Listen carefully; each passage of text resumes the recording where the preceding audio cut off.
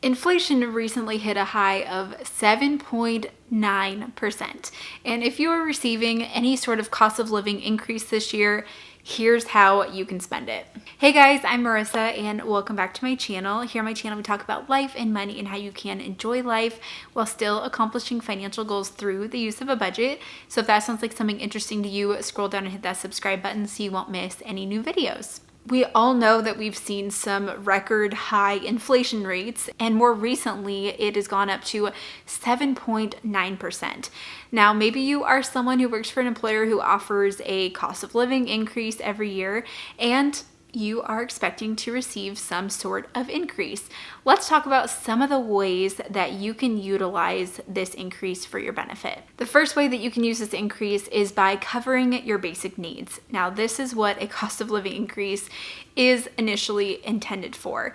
Now, your cost of living, I feel like I'm going to say cost of living increase so many times, but this pay increase isn't necessarily going to be 7.9% or higher, but typically this is around maybe 3 to 4%. And so if you get a cost of living increase of 3.5%, then at least that's something to help offset the cost of a lot of things that we've seen going up. So you have probably experienced an increase in your grocery budget, in your gas budget, other household items, baby care like diapers, just the cost of everyday items has gone up. And so you have the full permission to use your cost of living increase to be able to add more to your budget in these line items and help alleviate the pressure that you may have been feeling due to this time of high inflation. So you have the full permission to use your cost of living increase to cover your basic needs that have gone up in price. That's what it's there for. Another option that you have is to increase your investment amount by the amount of your pay increase. So if you are able to cover all of the costs of these inflated needs that we've experienced, and a goal that you have right now is to increase your investments, then take advantage of it right now. If you work for your employer who offers a 401k, maybe you decide to put your 4% cost of living increase straight to your 401k deduction. You can just increase your contribution by 4%. And by doing so, you then won't feel any sort of pain by putting more into investments because you're still going to be taking home the same amount. But instead, this is a really easy way to just easily increase your investments. So let's say that before your take-home paycheck, so your take-home after all of your taxes, your insurance premiums, 401k deduction, everything, let's say that that was like $1,500 for your paycheck. Well, now if you get a 4% raise, you would be taking home more money. But if you are able to put that 4% to your 401k deduction, then you would still be taking home $1,500. So if you're used to living on $1,500 as your take-home paycheck each time, then just continue it and put that pay increase straight to your 401k deduction. The other thing you can do with your cost of living increase is have it go towards other financial goals.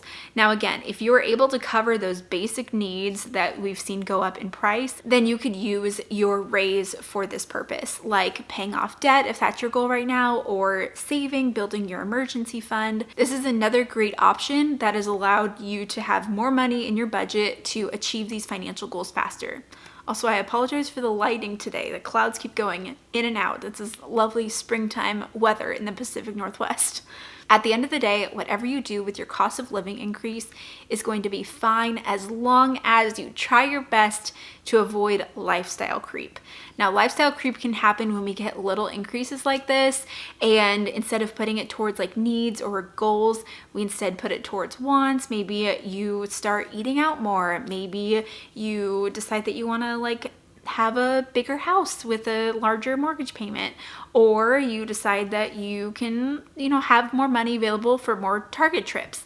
And it just becomes this habit where you've increased your lifestyle a bit more and you don't know where the money has gone because your financial goals aren't increasing. The way that you can combat this lifestyle creep is by putting extra income towards needs and goals. Now, there definitely is a time where you should be enjoying life and put more money towards the things that bring you joy, things that you want. But if you do that with your 3.5% raise every year, put it all towards your wants, you're not going to be moving the needle more with your financial goals. So I would really try your best to stick to using that increase to put it towards your basic needs that have gone up in price, and also use this opportunity to put more towards your financial goals. So let me share about how we are spending a cost of living increase and what this has looked like for us in the past. So my husband Jacob works for an employer. I'm self-employed, so I don't get a cost of living increase, but my husband does. And this year he actually got a 3.5% pay increase, which we actually weren't expecting, but we found out that he was getting a cost of living increase of 3.5%. And this is the first year that we've been able to take advantage of using that increase to go strictly 100% towards investing. So he got a 3.5% increase. We can only increase contributions for retirement as a whole number. So we decided to round up and we increased it to 4%. We did this because investing is our big goal right now. And we've actually been wanting to put more to investing, but it's felt kind of hard in our budget to find the extra wiggle room. We now have a toddler, a baby on the way, and it's felt hard to move more money to that because we're just trying to also cover the basic things of having a family. So this felt like a really easy way for us to not even feel the increase of putting money to investments, because by taking that pay increase and putting it straight to his 401k deduction, he'd still have the same take-home pay that we are used to budgeting off of.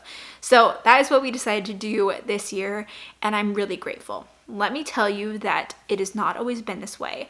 My husband and I have been married for almost 7 years, and when we first started off our marriage, we were working entry-level business jobs. We did not make a lot of money at all. We made very little, entry-level salaries. We had $87,000 of student loan debt that we were working to pay off, and we were renting an apartment. After we had been married for a year, our lease was coming up on our apartment, and rent was going to go up $200 a month.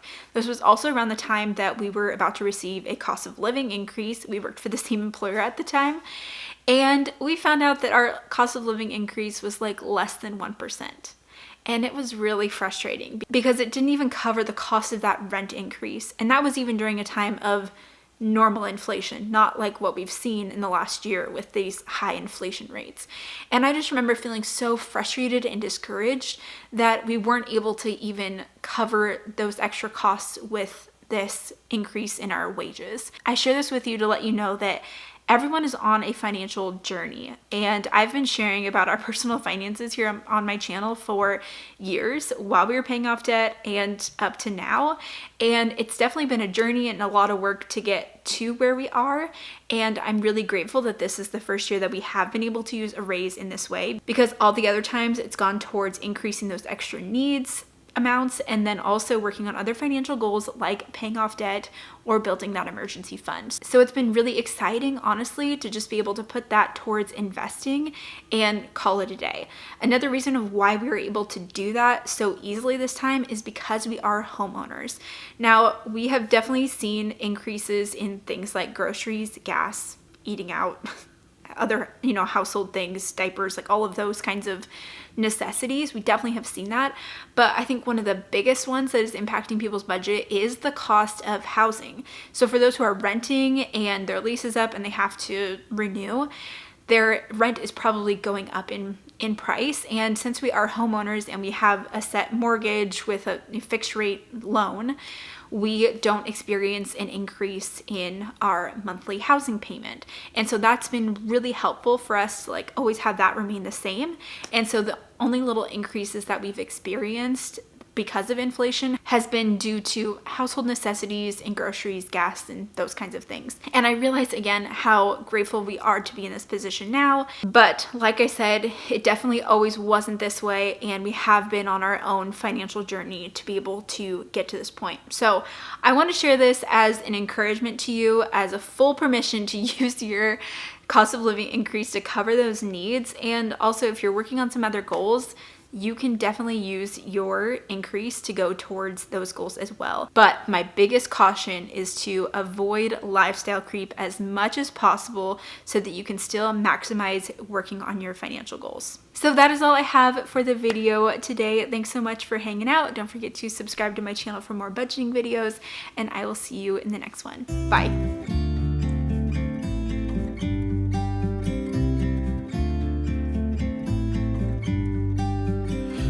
about to leave.